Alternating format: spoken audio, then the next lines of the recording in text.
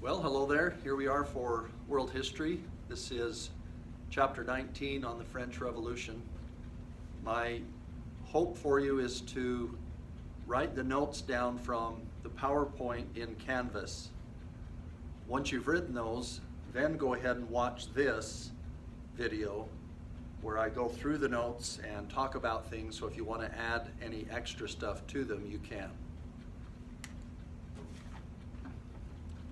So the French Revolution, this first section will be talking about the outbreak of revolution, and you can see there's 9 today. So page 1, 1789 to 1815 is the time period. The old regime, this is the French political and social system that took place before 1789, and it was unhappiness with this system that produced or led to the revolution. Previously, the American revolutionaries had freed themselves from British rule, but they did keep pretty much the same ways of government. So this revolution was in many ways kind of an example to other people that they could revolt if they wanted. Okay? During the old regime, French society was divided into 3 classes, and those classes were called estates. The first estate was the clergy, so both a higher and a lower group of clergy. The higher group, which included some aristocrats, cardinals, bishops, and heads of monasteries. In the lower one were parish priests, and these were often poor, basically from the commoners class of people. The second estate was the nobility. They held the highest offices in government. They owned about 1/4 of the land, and the army was included in this, and they had control of the army. Then the third estate, and this second estate, the first and second estate made up about only 2% of the population. And then, of course, everybody else would have been in the third estate. Peasants, city workers, the middle class. Some of the old-fashioned ways of farming and taxation, and for some people, in some cases, it was almost half of their income went out in taxes. And so these people, of course, wanted a fairer tax system, because the first and second estate paid no taxes. So if you watch the little Nearpod before watching or finishing the Scarlet Pimpernel, this kind of gave you a little bit of an idea of why this revolution took place and why those people were doing what they did in the movie. Okay?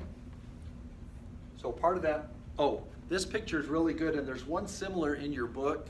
The one in your book has the representative of the third estate is kind of hunched over, and then the first and second estate are figuratively on the back. This one you can see, here's the third estate underneath the burden of the first and second. Again, they're paying no taxes, so pretty much society is run on the taxes from those people in the third estate. Okay, from the third estate, I mentioned the middle class, and basically that's the bourgeoisie. The middle class was made up of people like merchants, bankers, lawyers, and doctors. This group had money and education, but they did lack the prestige or influence of a noble birth. However, some managed to become nobles by being appointed. If they had a friend or somebody they knew, that person could appoint them to become a noble person. Okay, so the French Revolution, rebellion of French people against the monarch, the king, and this was following a financial crisis.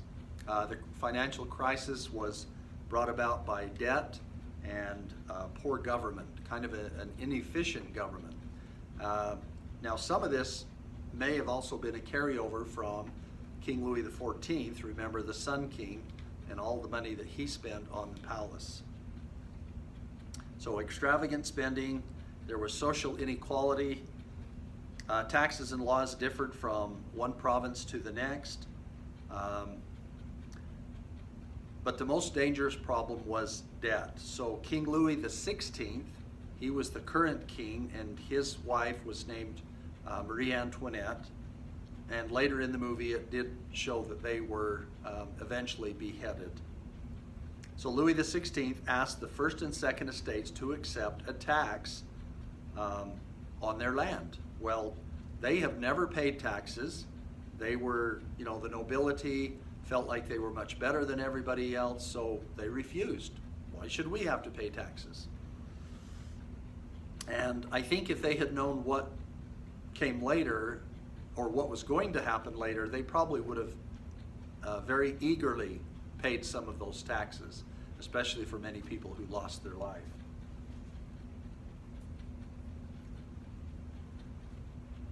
The Estates General was an assembly of delegates from the three estates. And since the nobles refused to be taxed, Louis XVI decided to call a meeting of the Estates General. Excuse me.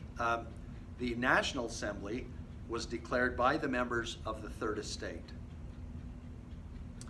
And this calling of the National Assembly hadn't been done since 1614, so at least well over 150 years ago. So where the National Assembly was declared by the members of the Third Estate, they went into this right here was an indoor tennis court, and they went in, locked themselves in, and they said, "We're not leaving until we have a new constitution." And so this oath that they took to ensure that they got a new constitution was called the Tennis Court Oath.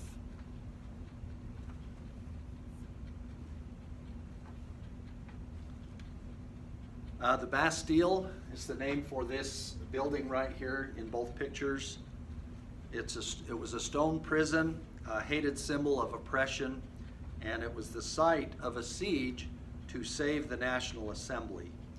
It was demolished brick by brick, they called it. And this happened on July 14th, 1789, and became known as Bastille Day. And for the French people today, it's the date of their Independence Day. So theirs is July 14th.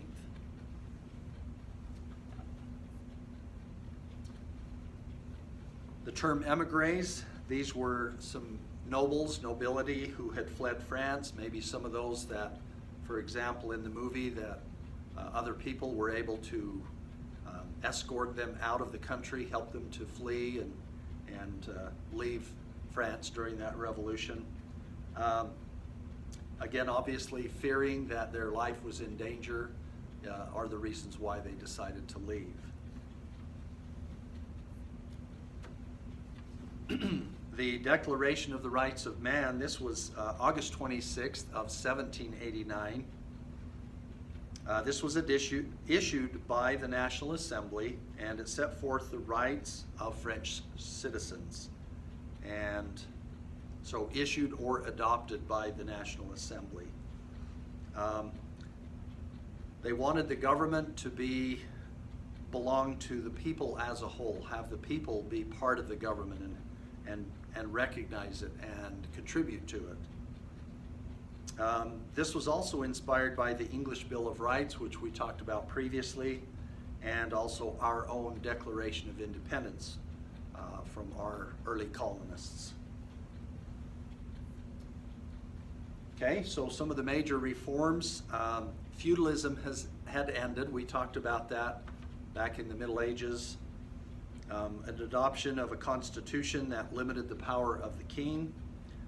It did allow for people to vote, which was a new thing. Those that could vote were active citizens, men who were over 25 years of age, and paid a certain amount of taxes. I guess if you didn't pay enough, you couldn't vote, but so those were some of the reforms.